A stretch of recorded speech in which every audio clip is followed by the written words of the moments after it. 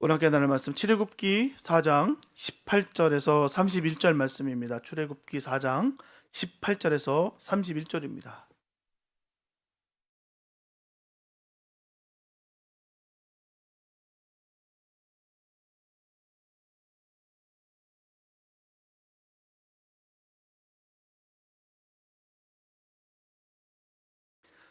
출애굽기 4장 18절에서 31절 말씀입니다. 주님의 귀한 말씀 우리 한 목소리 함께 합독하시겠습니다. 시작. 모세가 장인 이들에게로 돌아가서 그에게 이르되 내가 애굽에 있는 내 형제들에게로 돌아가서 그들이 생존하였는지 보려 하오니 나로 가게 하소서. 이도로가 그에게 평안히 가라 하시니라. 여호와께서 미디안에서 모세에게 이르시되 애굽으로 돌아가라. 내 생명을 찾던 자가 다 죽었느니라. 모세가 그 아내와 아들들을 나귀에 태우고 애굽으로 돌아가는데 하나님의 지팡이를 손에 잡았더라. 여호와께서 모세에게 이르시되 네가 애굽으로 돌아가거든 내가 내 손에 준 이적을 바로 앞에서 다 행하라. 그러나 내가 그의 마음을 강팍케 한즉 그가 백성을 놓지 아니하리니 너는 바로에게 이르기를 여호와의 말씀에 이스라엘은 내 아들 내 장자라. 내가 내게 이르기를 내 아들을 놓아서 나를 섬기게 하라 하여도 내가 놓기를 거절하니 내가 내 아들 내 장자를 죽이리라 하셨다 하라 하시니라. 여호와께서 길의 숙소에서 모세를 만나사 그를 죽이려 하시는지라. 십보라가 차도를 취하여 그 아들의 양피를 베어 모세의 발 앞에 던지며 가로되 당신은 참으로 내게 피 남편이로다 하니 여호와께서 모세를 놓으시니라. 그때 십보라가 피 남편이라 함은 할례를 인함이었더라. 여호와께서 아론에게 이르시되 광야에 가서 모세를 맞으라 하시매 그가 가서 하나님의 산에서 모세를 만나 그에게 입맞추니 모세가 여호와께서 자기에게 부탁하여 보내신 모든 말씀과 여호와께서 자기에게 병하신 모든 이적을 아론에게 고하니라. 모세와 아론이 가서 이스라엘 자손의 모든 장로를 모으고 아론이 여호와께서 모세에게 명하신 모든 말씀을 전하고 백성 앞에서 이적을 행하니 백성이 믿으며 여호와께서 이스라엘 자손을 돌아보시고 그 고난을 감찰하셨다함을 듣고 머리 숙여 경배하였더라. 아멘. 모세는 바로 바로의 궁에서 40년 동안 성장했습니다. 모세는 천문과 지리와 법률과 전술을 그 40년 동안 다 배웠어요. 왕궁에서 말입니다. 모세의 가슴 속에는 하나님의 백성 이스라엘을 구원해야겠다는 마음으로 늘 가득 차 있었다는 것입니다. 이 모든 배우는 것들이 하나하나가 장차 나라를 세우기 위해서 구원케 하기 위해서 그는 이 모든 것을 임했다는 것입니다. 늘 거기에 늘 관심이 있었고요. 거기에 애정이 담겨져 있었다는 거예요. 모세가 이제는 이스라엘 백성을 애굽의 속박에서 구원해내겠다라고 생각했을 때 그는 사람을 죽이고 말아요. 히브리 사람과 애굽 사람이 싸우는 것을 보고서 애굽 사람을 죽여 모래 속에 묻어버렸습니다. 그의 감정과 그의 뜻이 바로 거기 서려 있는 거예요. 견딜 수가 없는 거예요. 내 백성, 내 사랑하는 자를 괴롭히고 있는 그 모습을 도저히 볼 수가 없는 것이죠. 늘 그렇게 마음속에 품고 있었다는 거예요. 그래서 죽이기까지 그가 행동에 옮겼다는 것입니다. 그러나 모세가 애굽 사람을 죽인 일이 즉시 탄로가 나고 갑니다. 모세는 이스라엘 사람을 믿고 애굽 사람을 죽였는데 이스라엘 사람들에 의해서 모세가 애굽 사람을 죽인 일이 다 탄로가 나고 말았다는 거예요.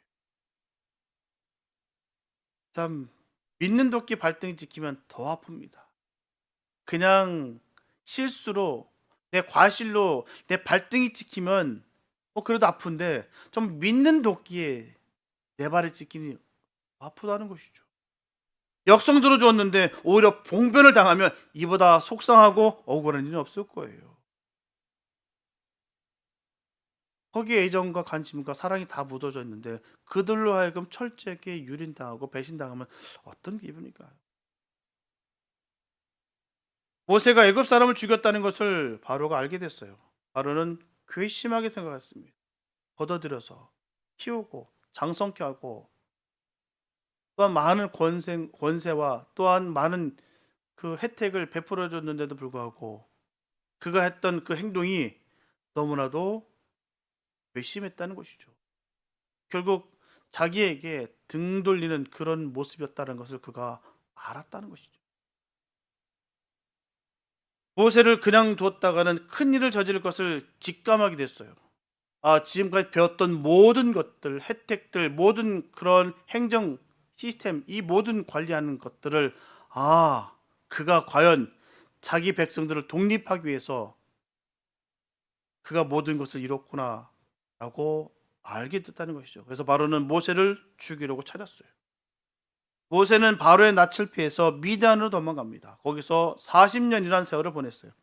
드디어 모세는 애굽으로 돌아와 이스라엘 백성들을 애굽의 도탄에서 구원할 결심을 하게 됩니다. 그 결심은 모세 스스로 한 결심이 아니었어요. 내가 때가 됐으니까 이제는 내 조국, 내 땅을 다시 찾으리라. 아닙니다. 하나님께서 그의 결심을 서게 하셨다는 거예요. 애굽을 떠날 때 모세는 이스라엘 백성을 구원할 사명을 포기했는지 모릅니다. 왜냐하면 미디안에서 40년 지난 동안 단 한 번도 애굽으로 돌아가려고 애쓴 흔적을 찾아볼 수가 없기 때문이에요. 모세로 하여금 이스라엘 백성을 구원하기 위해서 애굽으로 돌아가게 한 것은 바로 하나님이었다는 것입니다. 하나님 호렙산 떨기나무 불꽃 가운데서 모세에게 나타나셨어요. 모세야, 모세야, 너는 내 발에 신을 벗어라. 내가 선 곳은 거룩한 땅이다. 너는 애굽으로 돌아가 내 백성 이스라엘을 구원하라. 너는 바로에게 가서 내 백성 이스라엘을 광야로 내보내라 라고 고해라. 모세는 자신이 없었어요. 바로가 자기를 보면 가만두지 않을 것을 뻔히 알고 있었습니다. 자기를 죽일 것이다. 또 이스라엘 사람들도 믿을 수가 없었다는 거예요. 자기는 이스라엘 백성들을 위해서 애굽 사람을 죽였는데 그 일을 바로 바로에게 고발하는 것이 바로 이스라엘 사람들이었다는 거예요. 그에게 가장 상처를 준 대상은 다름 아닌 자신의 동족들이었습니다. 사람에게 상처를 받으면 쉽게 치유되지 않아요. 말처럼 그렇게 쉬운 게 아닙니다. 애착을 갖고 사랑했던 대상이었다고 한다면 그 상처는 더 클 것이다라는 거예요. 그토록 그리워하고 그토록 사랑했고 앞으로 이 나라, 이 민족을 위해서 모든 것을 내가 가라. 그 모든 것을 바치리라. 그래서 내가 이 민족을 다시 해방시키리라. 그렇게 믿고 그렇게 기도하고 그렇게 사랑하고 애정을 쏟았던 그들에게 철저하게 유린당하고 배신당한 그 아픔이 얼마나 컸던지요. 그래서 모세는 하나님에게 나는 입이 뻣뻣하고 혀가 둔하여 말을 할 줄 모릅니다 라고 전하고 있어요. 설령 그런 말이 뻣뻣하고 여러 가지 능력과 자질이 부족할지라도 하나님께서 명령하신다고 한다면 아멘 하는 것이죠. 근데 그 안에 아직도 앙금이 있는 거예요. 그때 그 상처 말이에요. 바로도 내 말을 듣지 않고 이스라엘 사람도 내 말을 듣지 않을 것입니다 라고 전하고 있습니다. 모세가 애굽으로 돌아가겠다는 결정을 내리기 위해서는 먼저 자기 자신을 복종시켜야만 했어요.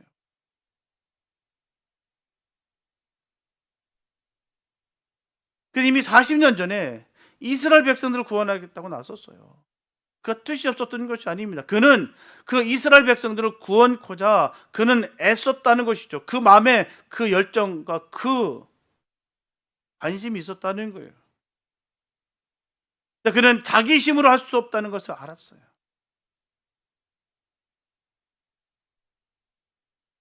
참 지혜가 있어야 되고 우리는 참 명확한 명철이 있어야 됩니다. 주님의 사역은요, 은혜 받기 위해서 하는 거 아니에요. 누구한테 관심 받기 위해서 하는 거 아닙니다. 주님께 쓰임 받게 하는 거예요. 쓰임 받아 주심에 감사하는 해서 하는 것이 주님의 사역이에요. 자꾸 우리는 내가 이런 사역을 했기 때문에 나는 은혜를 받을 것이다, 나는 위로를 받을 것이다, 나는 힘을 얻을 것이다, 그렇기 때문에 문제가 생기는 것입니다. 아니에요. 선교도 마찬가지입니다. 선교지 가서 은혜 받으려고 하는 사람들이 많아요. 선교지에서 은혜 받는 거 아니에요. 그래서 문제가 되는 거예요. 내가 막 사역해서 은혜를 받으리라 하다 보니까 서로 충돌하고 서로 시기 질투 미움 때문에 많이 거기에서 고통을 겪는 경우가 많습니다. 아닙니다. 거기는 내가 주님을 사랑합니다. 주님의 사랑을 전합니다. 그리고 그곳을 위로하러 가는 것이고 내가 거기서 쓰임을 받는 거예요. 주님께 말입니다. 그 쓰임을 받는 과정 속에서 이루 말할 수 없는 주님의 위로가 우리에게 임한다는 거예요.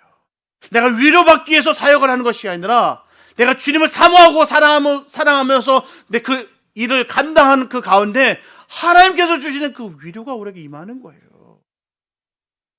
우리가 자꾸 이런 착각 속에 내가 이 민족을 내가 끌어내리겠다, 내가 이 백성들을 내가 다시 구원케 원한다, 내가 그렇게 할 수 있다 라고 했을 때 오는 그 좌절감, 실망감, 이들이 나를 배신하고 이들이 나를 무시하고 조롱하고.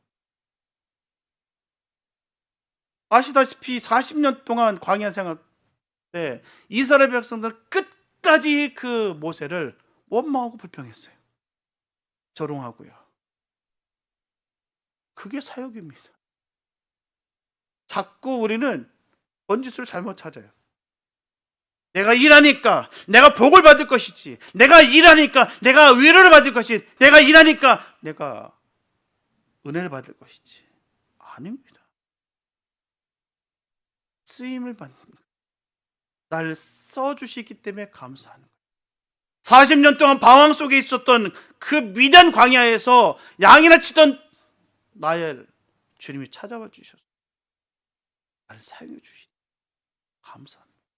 이게 바로 사역의, 그래서 그가 그 일을 감당할 수 있는 것이죠. 이제 하나님이 이 일을 하려고 하신다. 이것은 하나님의 명령이다. 이것은 하나님의 뜻이다. 하나님의 명령에 복종하자.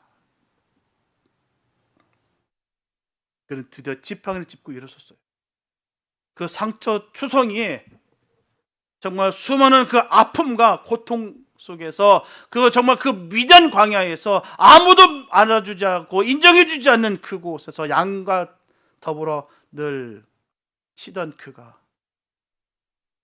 이제는 아무것도 없는, 옛날에 배웠던 모든 그 지식과 모든 재력과 전략과 수많은 인맥과 이 모든 것이 싹 다 끊어졌을 때 주님은 찾아와 주셨다는 것이죠. 그래서 그를 만나 주신 그 은혜로 인해서 그 지팡이를 짊어진 거예요. 그때 모세가 일어선 걸음을 걸어가게 하느냐 주저앉게 하느냐는 것이 모세 가족들의 협조여하에 또한 달려있었어요. 만약 그때 모세 가족들이 한사코 반대했더라면 모세는 애굽으로 돌아가지 못했을 거예요. 모세가 애굽으로 돌아가지 않았더라면 이스라엘 백성을 애굽에서 구원하는 일을 이루지 못했을 것입니다. 모세가 애굽으로 돌아가려고 했을 때 모세 가족들이 어떻게 협력했던가를 우리가 살펴보자 합니다. 모세는 먼저 장인 이도를 찾아왔어요. 아버님, 그동안 너무나 많은 신세를 졌습니다. 저는 이제 애굽으로 돌아가려 합니다. 애굽에 있는 내 형제들이 생존해 있는지 가봐야 되겠습니다. 그리고 내 형제들을 애굽에서 구원하여 우리 조상들에게 약속한 땅으로 돌아가려 합니다. 이것은 하나님의 명령입니다. 이들은 모세의 말을 듣고선 가라고 허락했어요. 결혼한 지 40년이 되는 사위와 딸과 손자들이 어디로 살려가든지 장인이 상관할 바는 아닙니다. 그러나 모세와 이돌의 경우는 다른 사람과 달랐어요. 일반적인 장인과 사위의 관계가 아닙니다. 모세가 미디안 땅에 처음 도착했을 때 모세는 올 데 갈 데 없는 방랑자였어요. 모세는 살인자요 배신자요 지명수배를 당하고 있는 죄수였습니다. 그런 것 상관치 않고 이들은 딸을 주어서 사위로 삼고 숨겨주고 키워줬어요. 40년, 자그마치 40년입니다. 40년 지난 오늘에 와서 애굽으로 다시 돌아간다고 했을 때 얼마든지 만류할 수 있음에도 불구하고 이들은 모세를 평안히 가라 했습니다. 부모된 사람에게 자식 사랑하는 마음은 옛날이나 지금이나 똑같습니다. 다를 것이 없어요. 고대기 때문에 다르다? 아닙니다. 똑같습니다. 결혼하면 자식들의 마음은 부모를 떠난 수가 있어도요, 부모의 마음은 자식을 떠나는 법이 없어요. 아니, 더 갑니다. 이놈들이 밥은 잘 먹고 살려나, 앞으로 어떻게 살는지 잘 꾸미고 살아야 될 텐데, 더 근심과 걱정이 더합니다. 떠나가지 않아요. 이들의 경우 모세를 애굽으로 돌아가게 하는 것은 위험하기 짝이 없는 일이었습니다. 세월이 많이 흘렀다 하지만 모세를 애굽으로 돌아가게 한다는 것은요, 딸과 사위를 한꺼번에 싹 다 잃어버릴 우려가 없지 않았다는 거예요. 사지로 돌아가는 꼴이었습니다.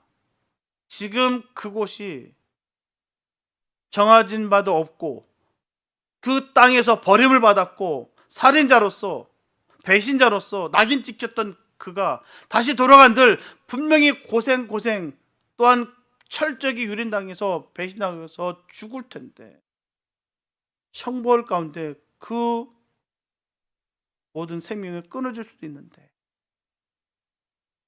그런 상황이었는데, 그런데도 불구하고 이도로는 쾌히 승낙했다는 것입니다. 이도로는 모세를 이해했어요. 이도로는 모세가 그의 가슴에 사무친 뜻을 이루기 위해서 애굽으로 돌아가려고 한다는 것을 확신했습니다. 지금 이 생활이 너무 지루하고 하찮아서 지금 떠나는 것이 아니라 정말 하나님의 뜻을 품고 가는 거야, 그것을 알았다는 것이죠. 남자로 태어나서 자기 민족을 도탄에서 구원하기 위한 뜻을 펴보겠다고 한다면 딸을 잃고 손자들을 잃는 한이 있다 할지라도 후원하고 지원하고 기도하겠다는 것이 이들의 심정이었을 것입니다. 모세는 아내와 아들들을 나귀에 태우고 애굽을 향해 길을 떠났습니다. 애굽으로 가는 도중에 쑥수에 이르렀을 때 여호와께서 모세를 죽이려 했어요. 그때 모세 아내 십보라가 차도를 취하여서 그 아들들의 양피를, 바로 할례를 모세 앞에 던지며 당신은 참으로 내게 피 남편이라 했습니다. 그러자 여호와께서 모세를 살려주셨어요. 우리는 이 사실을 읽을 때 이해가 가지 않는 것이 있음을 발견합니다. 첫째, 여호와께서 어떤 모양으로 모세를 죽이려 했는지 알 수가 없어요. 열병이 났던지 복탕이 났던지 몸이 굳어졌던지 알 수가 없습니다. 둘째로, 십보라는 여호와께서 모세를 죽이려는 이유가 바로 모세의 아들들에게 할례를 행하지 않았다는 것이라는 것을 어떻게 알았을까요? 할례를 하지 않았기 때문에 하나님께서 죽이려 하는구나, 그들을. 우리 이 사건을 놓고서 약간의 추측을 아니해 볼 수가 없어요. 우선 모세 자신은 할례를 받았을까요? 받지 않았을까요? 그 어머니 요게벳의 믿음을 봐서 분명히 모세는 할례를 받았으리라 짐작합니다. 모세는 자신이 언약의 자손인 것을 알고 있었어요. 그렇기 때문에 이스라엘 백성들 구원하는 일에 발벗고 나서는 거예요. 내가 지금 바로 밑에서 잘 먹고 호의호식 하나, 분명 나는 이스라엘 백성이다, 하나님의 백성이다. 그 할례의 모습을 통해서 깨달은 바가 있다는 것이죠. 모세가 아들을 낳았을 때 할례를 행하려고 했을 거예요. 할례를 모르는 아내는 무슨 이 망측한 일을 하려느냐라고 했을 것입니다. 반대했을 거예요. 하나님의 일을 전적으로 막았을 거예요. 이게 무슨 하나님의 일이야 라고 분명히 우습게 여기며 막았을 거예요. 모세는 나는 아브라함의 자손이다, 내 아들도 아브라함의 자손이다, 아브라함의 자손은 할례를 꼭 받아야 된다, 아브라함의 자손이 할례를 받지 않으면 백성 중에서 끊어짐을 당한다라고 주장했을 거예요. 그런데도 불구하고 십보라는 아들들에게 할례를 행하는 것을 반대했으리라 봅니다. 그러니 그 시간까지 할례를 안 했겠죠. 대단했나 봅니다. 모세의 뜻도 꺾었나 봐요. 얼마나 강력하게 막았으면은 그 뜻을 꺾으면서 지금까지 장성했는데도 불구하고 할례를 막았다는 것이죠. 이제 하나님께서 모세를 들어 할례 받은 이스라엘 백성을 구원하려고 함에 있어서 자기 자식에게 할례를 행하지 않은 모세, 다시 말하면 자기 자식까지도 언약의 자손으로 인치지 않은 모세를 들어 쓸 수가 없었다는 거예요. 사사로운 정에 묶이면 주님의 일을 할 수가 없다라는 거예요. 좋은 게 좋은 거지 라는 이 말이 얼마나 우리 신앙생활하는 데 있어서 큰 장애가 되는지 모른다는 거예요. 사사로운 정 때문에 하나님 때문에 끊어야 되는데 끊지 못하고 그냥 우쭈쭈 하면서 아유 그래 넘어가자. 이 형국이었다라는 것이죠. 그냥 분명히 이것이 불법인지 아는데, 분명히 성경적인 부분이 아니고 반하는데도 불구하고 그냥 눈을 가려서 그래 넘어가자. 그렇기 때문에 하나님은 모세를 죽이려 했습니다. 십보라는 남편의 말을 듣지 않고 아들들에게 할례를 행하는 것을 반대는 했지만 늘 그 일이 마음에 걸렸을 거예요. 지금 남편의 자기 민족의 구원을 위한 대업을 성취하고자 출발한 마당에 남편이 생명의 위협을 느끼자 이것은 틀림없이 남편이 주장했던 그 할례를 행하진 않은 연고라 그는 명확하게 판단했어요. 십보라가 차도를 취하여 아들들에게 할례를 행하자 남편이 생명의 위협에서 살아난 것을 봐서 십보라의 판단이 맞았다라는 것을 우리가 알 수가 있어요. 그래서 육체적으로는 화합하나 정신적으로는 화합하지 못한 부부가 신앙적으로 하나가 되는 것을 의미하는 것이에요. 부부의 연을 맺어서 함께는 사나 서로가 서로의 뜻을 전혀 연결시키지 못하고 살아가는 그 형국이라는 것입니다. 그냥 살아가고 있어요. 가서 구성원으로서 밥도 먹고 생활도 하고 여러 가지 일도 하나 정신적으로 전혀 교통함이 없다는 거예요. 화합함이 없다는 것입니다. 남자가 여자의 아름다움을 보고 여자가 남자의 아름다움을 보고 결혼을 하면 그 둘 사이에 아름다운 자녀를 낳을 수가 있습니다. 그러나 그 두 사람 사이에 정신적 결함이 없으면 동물과 다름없는 생활을 할 수밖에 없다는 거예요. 남편은 아내의 믿음을 보고 아내는 남편의 믿음을 보고 신앙적으로 하나가 되었을 때 그 부부는 이상적인 부부라 할 수가 있습니다. 그리고 자녀를 믿음으로 키우자 하는데 뜻을 같이 하는 부부가 정신적으로 하나가 된 부부라는 것입니다. 하나님은 이런 가정에 복을 부어주십니다. 이런 가정의 자녀에게 큰 일을 맡기신다는 거예요. 신앙적으로 하나가 되지 못한 부부가 무엇을 하려고 하면 반드시 어려운 일이 생깁니다. 먼저 믿음으로 하나가 되어야 만사가 형통하게 되는 거예요. 모세는 십보라를 믿을 수 있고 십보라는 모세가 하는 일을 밀어 주었을 때에 이스라엘 백성을 애굽에서 구원하는 일을 시작할 수가 있습니다. 부부 중에 한쪽이 반대면 절대로 할 수가 없어요. 일이라는 게 그렇습니다. 처음에는 고집으로 하는 듯이 보이겠지만 결국에는 하지 못하게 돼요. 그래서 하나 되는 것은 가장 중요한 것입니다. 콜링도 마찬가지예요. 한쪽만 콜링 받았다? 저는 그 콜링 믿지 않습니다. 왜요? 되지가 않거든요. 어떤 분들은 그래요. 혼자만 사역하시는 분들도 있습니다. 주의 종들 중에. 사모는 콜링 못 받았대요. 자기는 사모 아니래요. 남편만 그냥 목사라는 칭 받고 그렇게 사역하시는 분들 많아요. 그 스트레스가 대단합니다. 신학교 다니면서도 많이 봤어요. 오죽하면요, 부인 되시는 분이 야 네가 설교하면 내가 돌 던질 거야. 야 네가 만약에 끝까지 하면 내가 그 네 찌개에다가 독 풀 거야. 그 얘기 듣는데 참 무섭더라고요. 이게 서로가 콜링을 받지 못한 이 일들은 결코 하나님이 하신 일이 아직까 아닐까를 많이 생각하게 됐던 시간이었어요. 모르겠습니다. 그분이 지금도 사역하시는지 모르겠어요.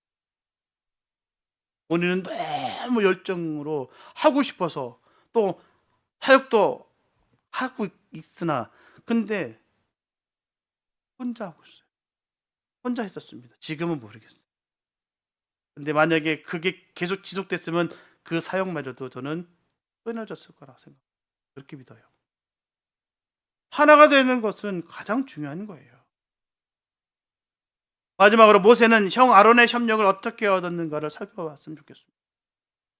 모세가 하나님 앞에서 나는 입이 뻣뻣하고 혀가 둔한 자라 바로에게도 고할 수가 없고 이스라엘 백성들에게도 말할 자신이 없다라고 했을 때 하나님은 너에게는 아론이 있지 아니하냐, 너는 아론을 만나라, 너는 내가 할 말을 아론에게 일러라, 아론이 너를 대신하여 백성들에게 말할 것이다, 너는 그에게 하나님같이 되라 하셨어요.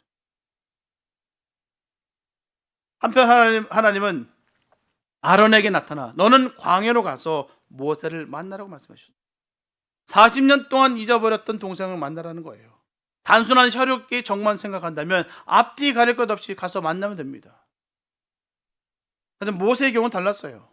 어머니와 누이가 생명을 걸고 키운 동생이었습니다. 그 동생이 애굽 사람을 죽이고 온데간데 없이 사라졌을 때 온 가족은 두려움에 떨었어요. 그런데 그 동생이 불현듯 나타나서 이스라엘 민족을 구원하려고 한다면 만나야 할까, 만나지 말아야 할까 고민하지 않을 수가 없다는 거죠. 그런데도 불구하고 아론은 하나님의 산 호렙산을 가서 모세를 만났어요. 모세가 지내온 이야기를 듣습니다. 하나님이 모세에게 명령하신 것과 모세가 하나님의 명령에 복종하기로 한 결심도 다 들었어요.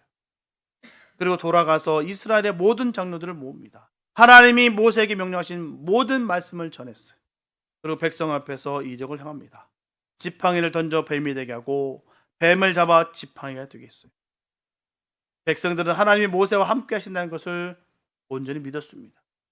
모세는 하나님이 이스라엘 백성들을 위해서 세운 지도자라는 것을 믿었어요. 하나님께서 이스라엘 백성들을 돌아보시고 그들이 당하는 고난을 감찰하시고 그들을 이 애굽의 사슬에서 풀어주시려고 하신다는 것을 그들은 확신했습니다. 백성들은 머리를 숙여 하나님께 경배를 드립니다. 아론은 이스라엘 백성들과 장로들에게 신임을 받고 있었던 지도자였어요. 아론이 모세에 대해서 어떻게 말하느냐에 따라서 모세는 반역자가 될 수도 있고요, 이스라엘의 지도자가 될 수도 있었습니다. 아론은 모세의 진심을 백성들과 장로들에게 말하여 인정을 받겠다는 것이죠. 그래서 모세는 하루아침에 이스라엘의 지도자가 될 수 있었다는 거예요. 오늘 우리에게 주시는 말씀을 우리가 종합해 보기로 하겠습니다. 모세는 하나님으로부터 이스라엘 백성을 구원하라는 그 명령을 받았을 때 첫째, 장인 이드로의 허락을 받았어요. 둘째, 아내 십보라와 마음이 하나가 됐습니다. 셋째, 형 아론의 협력을 얻었어요. 이 중에 한 사람이라도 모세의 가는 길을 방해했더라면 모세는 애굽으로 돌아가지 못했을 거예요. 어느 하나 무시할 수 있는 일이 아닙니다. 내게 사랑을 주고 관심을 주고 내게 신임을 주셨던 그에게 허락을 받아야 되는 것이고요. 가장 사랑하는 그 근거리에 있었던 그에게 그와 함께 하나가 돼야 되는 거예요. 또한 형 아론의 협력을 구해야 되는 것입니다. 동역자가 있어야 되는 거예요. 뭐 하나 포기할 수 있는 것이 없습니다. 포기하면 그 일은 할 수가 없어요. 애굽으로 돌아갔다 할지라도 아무 일도 할 수 없었을 것입니다. 모세로 하여금 하나님께로 받은 명령을 이행할 수 있게 한 것은 그의 아내와 형제와 그의 가족이었어요. 모세는 세상에 날 때부터 부모가 뜻을 세우고 나온 그런 아들이었습니다. 다 죽이는, 장자들 다 죽이는 그런 상황 속에서 은밀하게 살렸던 아들이 바로 모세입니다. 성장과 교육도 가족들의 치밀한 교육과 모험 속에 이루어졌어요. 살인을 했을 때도 가족이 보호했습니다. 하나님의 명령을 받았을 때 온 가족이 일어나 도왔어요. 이스라엘 민족을 애굽에서 구원하는 것은 모세 한 사람이 한 것이 아닙니다. 모세의 가족, 아버지와 어머니와 누이와 형과 장인의 공동 사역이었다는 거예요. 예수님도 한때 가족들로부터 오해를 받았습니다. 협력을 얻지 못했어요. 그러나 예수님께서 가족들로부터 전적인 협력과 협조를 얻었을 때 인류 구원의 성업을 완수할 수 있었다는 거예요. 예수님의 어머니와 동생들은 오순절 성령 충만을 받았을 때 기도하는 다락방에 있었어요. 예수님의 동생 야고보와 유다는 성경을 기록했습니다. 한 가족이 믿음으로 하나가 되면 하나님의 일꾼을 키워낼 수가 있어요. 가족이 도와주고 이끌어주면 사람을 죽인 살인자일지라도 새 사람으로 만들 수가 있습니다. 한 가족이 마음과 뜻을 같이 하면 나라와 민족을 구원할 수가 있습니다. 에스더와 모르드게가 뜻을 같이 함으로 말미암아 유다인을 죽음에서 구원했어요. 느헤미야와 하나니가 마음을 같이 함으로 말미암아 무너진 예루살렘 성을 다시 쌓았습니다. 우리 같은 집안에 무슨 인물이 나랴 생각을 절대로 해서 안 됩니다. 우리 집에 아무 개는 버린 자식이나 다름이 없어 라는 생각 절대로 해서는 안 됩니다. 가족보다 믿어온 사람 없어요. 부모가 마음을 합하면 못할 일이 없죠. 부모가 기도하면 안 될 일이 없습니다. 자식을 앞세우면 그보다 더 든든한 것은 없겠죠. 다윗을 보시기 바랍니다. 사도 바울을 보시기 바랍니다. 베드로를 보시기 바랍니다. 모세를 보시기 바랍니다. 가족의 마음보다 뜨거운 영광은 없어요. 어머니의 마음보다 따뜻한 보금자리는 없습니다. 형과 누이의 충고보다 진실한 충고는 다시 없을 것이고요. 사회에서 버림받고 친구에게 배신당한 아들을 아버지와 어머니와 형과 누이가 품어주면 하나님이 기뻐하시는 인물을 키워낼 수 있다는 거예요. 저는 사모의 협력과 협조로 인하여 오늘까지 교회를 잘 섬기고 있습니다. 사모는 제 목회자요, 동반자요, 동역자입니다. 사모는 제가 하는 일을 같이 하고요, 제가 하지 못하는 일까지 다 합니다. 그리고 저의 가족들은 저의 기도의 후원자들이에요. 늘 첫 번째 늘 기도합니다. 전국 방방곡곡에서 말입니다. 늘 관심 가져주고 늘 기도하고요. 늘 문제가 있으면 서로 정말 끈끈하게 기도합니다. 저는 하나님의 보냄을 받아 이곳에 전혀 연고지가 없지만 이곳에 왔다고 저는 생각합니다. 저는 저희 가족의 도움을 받아 하나님의 교회를 섬기러 가고 있습니다. 제가 하나님께로 받은 사명은 하나님의 일꾼을 키워 하나님의 교회를 든든히 세우는 일이라 저는 생각합니다. 그러기 위해서 제가 해야 될 일은 그리스도의 제자를 양육해서 전 교인들에게 성경 공부를 시키는 일이라 생각합니다. 지금 우리 교회는 성경 공부를 하고 있어요. 이렇게 훈련받은 사람들로 하여금 말씀을 가르치고 봉사를 하고 전도를 하게 하려고 합니다. 여러분들이 이렇게 생각하기를 나 같은 사람이 무엇을 가르칠 수 있을까 하는 사람이 있을지도 몰라. 그러나 저는 여러분들이 능히 전도하고 가르칠 수 있는 분들이라 저는 믿어 심지 않습니다. 예수님도 12제자들을 처음 전도하러 보내실 때 제자들은 경험도 없고 부족한 제자들이었어요. 그러나 그들이 나가 전도하는 가운데 제자다운 제자들이 됐다는 거예요. 사람은 실전의 경험을 통해서 성장하는 것입니다. 일도 안 해보고선 성장을 바란다는 것은요, 요행입니다. 있을 수 없는 일이에요. 이렇게 부딪혀보고 저렇게 부딪혀보고 이렇게 깨지고 저렇게 깨지면서 그렇게 성장하는 거예요. 상처도 받아보면서 상처가 치유되면서 예수님의 마음을 깨닫게 되는 것이고요. 이렇게 저렇게 계속해서 하는 거예요. 상처 받으면 안 받으면서 사역할 생각 버리시기 바랍니다. 그럴 일 없어요. 주님이 원하신 바도 아닙니다. 그 일을 통해서 성장돼야 되는 거예요. 아까도 말씀드렸다시피 주님의 사역은 그렇습니다. 은혜를 받는 것이 아니라 쓰임을 받는 거예요. 그렇게 최선을 다해서 쓰임을 받는 가운데 주님께서 주시는 그 한량없는 그 은혜가 임하게 되는 거예요. 일 때문에 얻어지는 거 아닙니다. 일했기 때문에 내가 은혜가 임했다. 아닙니다. 주님께서 주시는 거예요. 쓰임을 받음으로 인해서 내가 은혜가 임하는 거예요. 열방을 향해서 내가 선교지를 달려가는 이유도 거기 있는 것입니다. 내가 갔기 때문에 뭔가 뒤집어지고 내가 갔기 때문에 엄청난 역사가 일어날 거다. 그 생각 버리십시오. 신실하게 역사하시는 그 주님이 그곳에서 역사하십니다.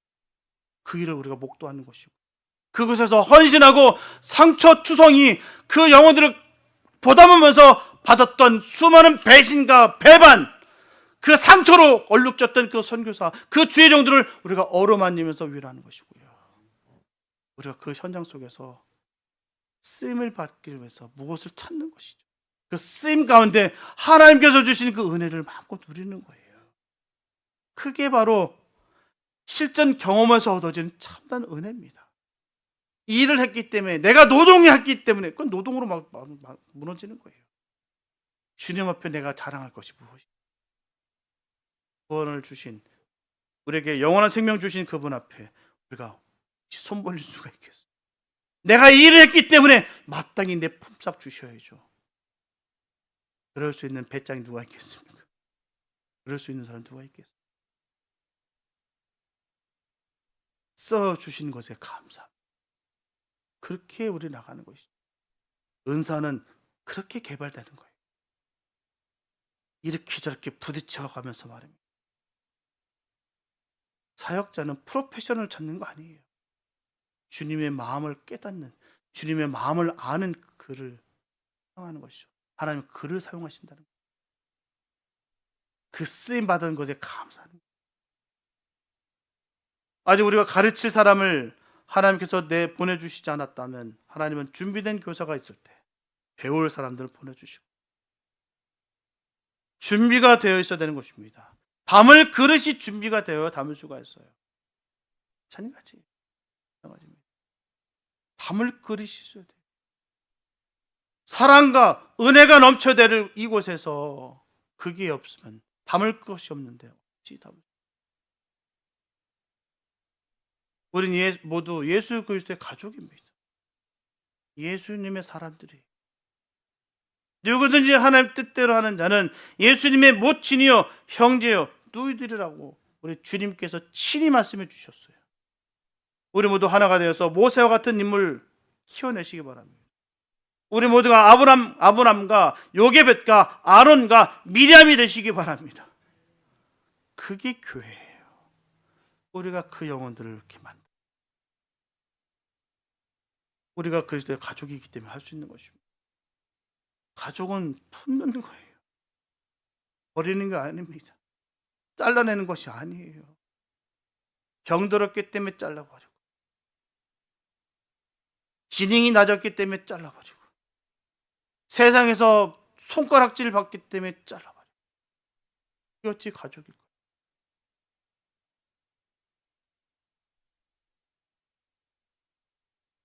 우리는 주 안에서 하나 돼야 되고요.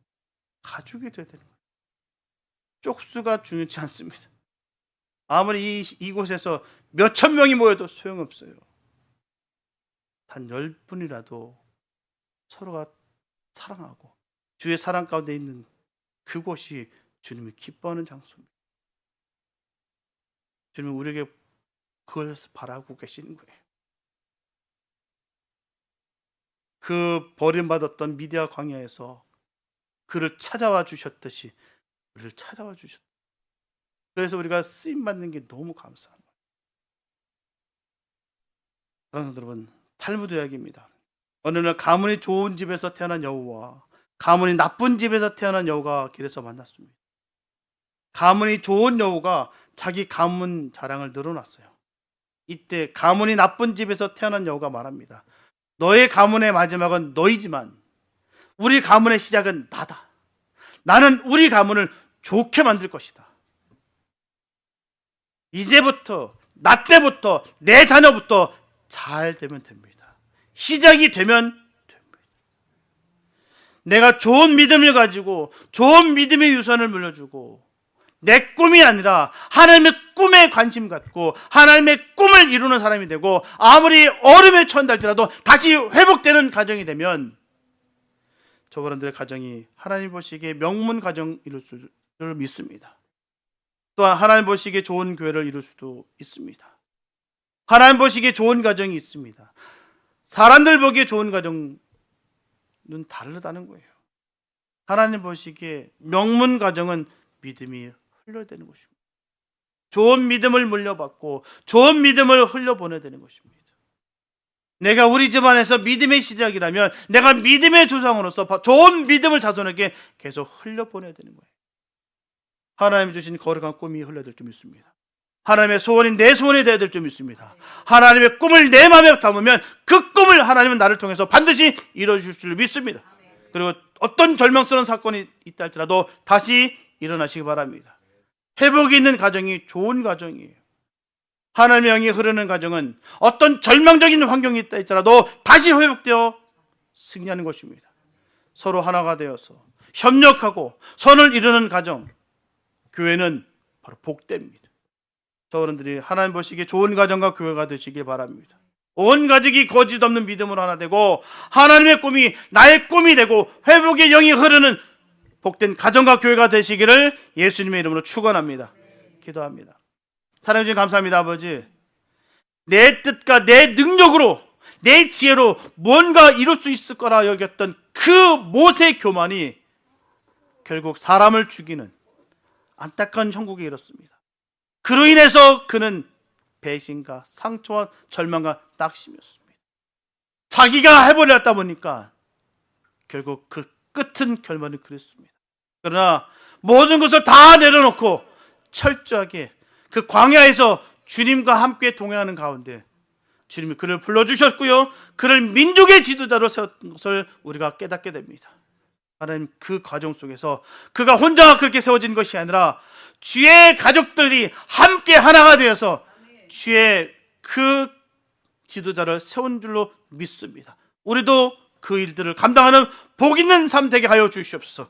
우리 교회에 많은 주의 종들이 세워지게 하여 주시옵소서. 주님, 주의 말씀을 받은 것에 감사해서 그 말씀을 증거하고 그 말씀대로 행하는 복 있는 삶이 될 수 있도록 은혜 베풀어 주시옵소서. 우리가 일을 했기 때문에 은혜 받는 것이 아니라 써 주셨기 때문에 감사함으로 말미암아 그 일을 감당함으로 인해서 오는 그 은혜가 우리에게 이루어지게 하여 주시옵소서. 하나님, 한량없는 그 사랑과 은혜를 우리 삶 가운데 흘려부어 주실 것을 간절히 믿사옵고 우리를 구원하신 예수님의 이름으로 됐습니다.